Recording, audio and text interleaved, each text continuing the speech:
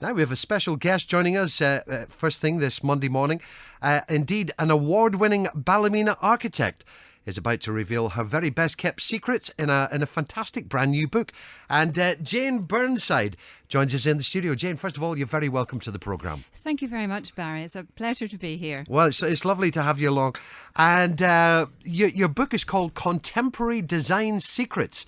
And Jane, it features lots and lots of your stunning homes, doesn't it? It does, yes. I mean, I wrote this book to impart everyone with the thinking behind architectural design so that they can get the best house they possibly can from their architect.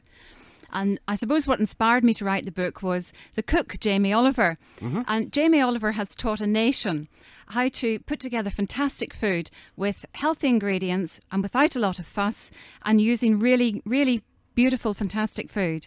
So I wanted to do the same with house design. Okay. Well, Jane, I had a quick wee look through it for a few minutes this morning. It's a fantastic book.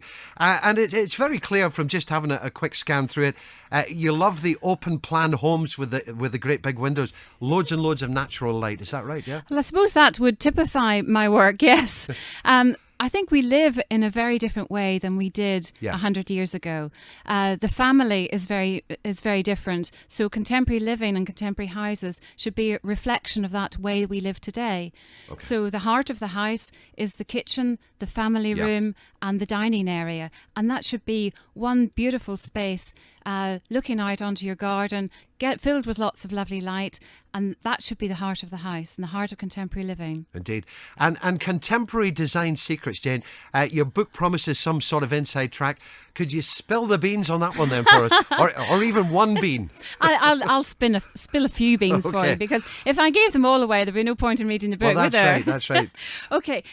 Well, to make a stunning house, you really need only one good idea. Mm-hmm. And you need to carry that idea out with complete conviction. Okay. And I always start my house designs by asking my clients to put together a mood board. Now, usually that's what designers do for you. Right. But by getting clients to put together a mood board of all the lovely ideas that they've seen in magazines, you can really they can get in touch with their most innermost thoughts and put them across to you as the architect to show you as an architect what's really going on inside their head.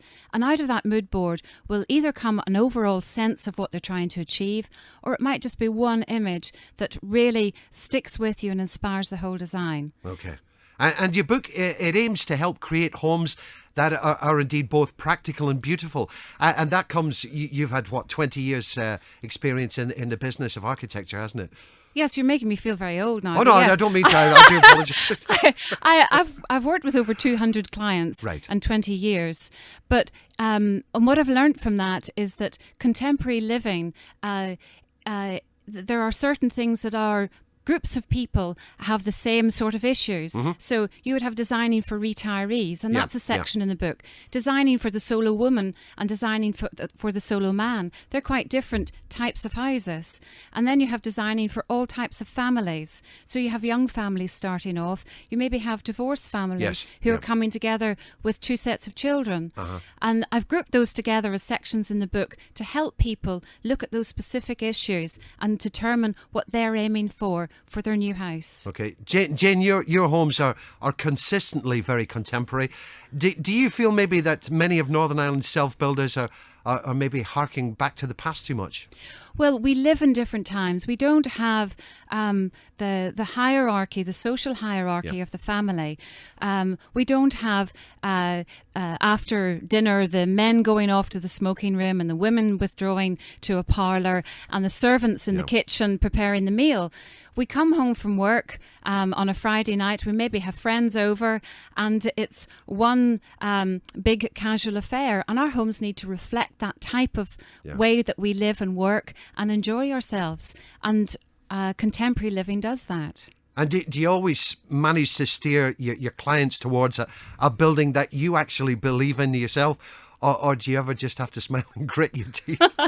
Well, I'm very fortunate. Clients come to me because they like what I do. And of course, that's an easy way to start. Yeah. But everybody has to take that leap of faith. And I think you need to, I'm very privileged and I'm always very honoured whenever clients do admit at the end of the job, well, I really didn't understand what I was getting. And now that it's finished, it's fabulous and it's beautiful and I appreciate it even more. Jane, building your own high-spec 21st century home seems like maybe a rich person's sport. Can building a home from scratch be achieved on, shall we say, a relative budget? Absolutely. The principles in this book apply to all buildings in the countryside. Right. And obviously there are things in there that are more expensive than other things. But if you go back to the Jamie Oliver principle, fantastic food with simple ingredients and put together without a lot of fuss.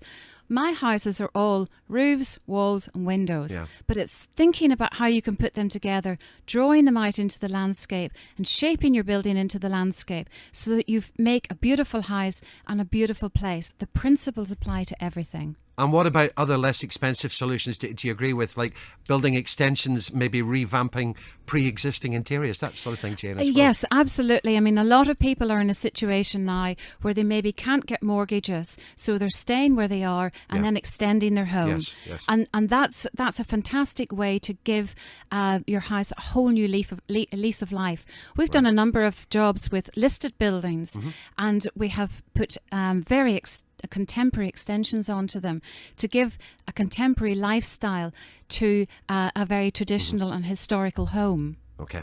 Jane, with energy costs, well, they're so high at the moment, are your homes well insulated, and do they boast maybe sometimes solar panels, those sort of things at the moment as standard? How do you do? The key principles are to design your house so that the sun is in those rooms when you are in them, and take the advantage of solar gain. That's the first thing. Second thing is then insulate. Yeah. So what heat you have in there, you keep in there. So those are the two most important things that you can do. Right. Everything else is based on what you want to do, what you can do, and what you can afford to do.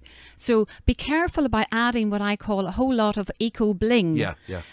Think very carefully about your design and your insulation. Get those things right first. That's the most important thing. Okay.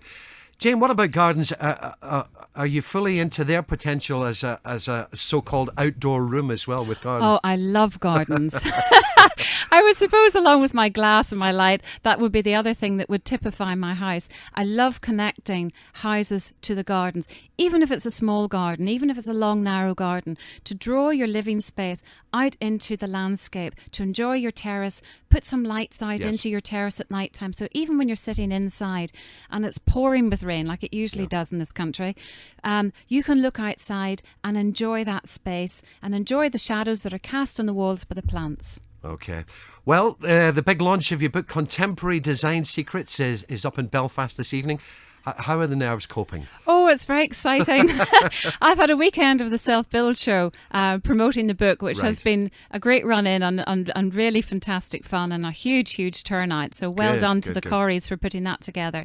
So tonight we're at the Titanic Quarter and the Minister of the Environment, Alex Attwood, is coming along to the launch to say a few words. So we're really pleased. And I gather, Jane, your book is available widely on the internet and also in some leading bookstores as well. Yes, it's literally just arrived from the press last week, so it's out on Amazon right now. Right.